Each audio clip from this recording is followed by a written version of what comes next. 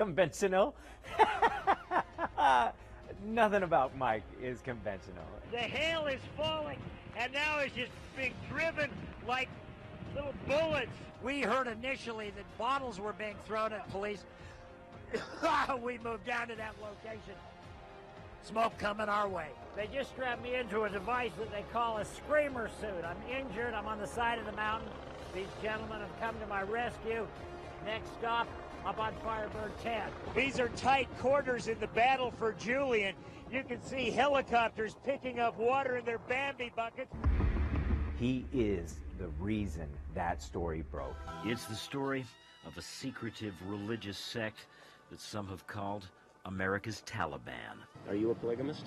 I'm not going to answer that. It's none of your business. You're sworn law officer. You're accountable to somebody. You got to complain in this But we're town. not accountable to you. And that you have teenage brides and perhaps impregnated this young woman when it would be a statutory rape. He never gave up. He never shut up. He didn't care what the bad guys thought of him. Is there a pattern of girls being married in this town? 15, 16-year-old girls being married to older men? I understand many of the law officers have young wives. He did this for years, his entire career.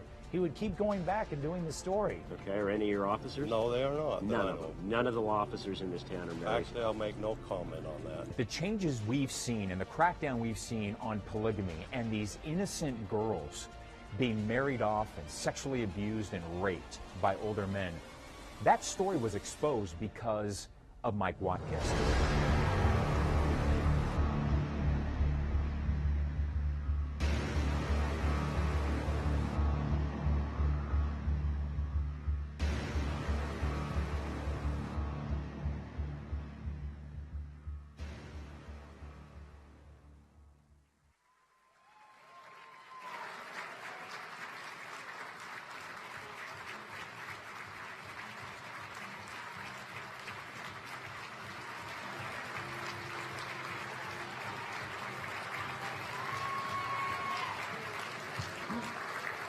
Thank you very much.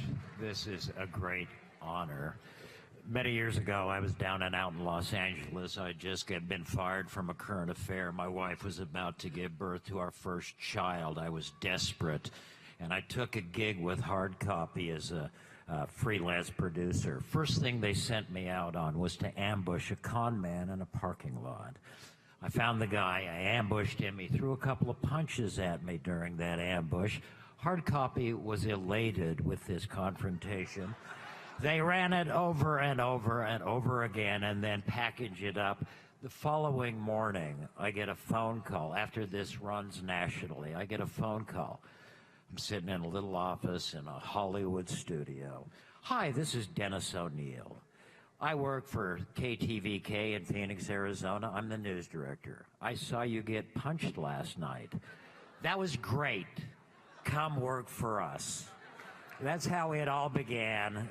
There are more people than I know to thank for all of this, but I got to thank the guys that went to battle with me every day and put up with my insanity. Jimmy Cox, Mike Hernandez, Mike Smith, Adrian Campa, and the guy that I probably shot more stories with, the great James Apollotegi.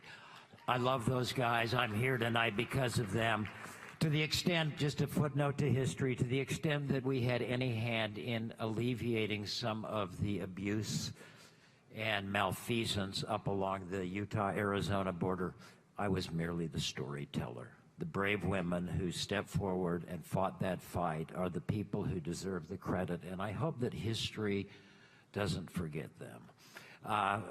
Speaking of history, my son, when I took the job at 3TV, the week I started, my son turned 1 year old. He's here tonight with me, and I am filled with pride. My daughter is away at college. We love her. And I'll keep it brief, but I would not be here tonight. I would certainly have not done any of the work that I did along the Arizona Strip without the guidance and the insight and wisdom of my wife, who has been sort of my guide throughout this. And I truly, if I can, my dear, I will say that this is for us. Thank you. I love you all, and it has been an amazing adventure.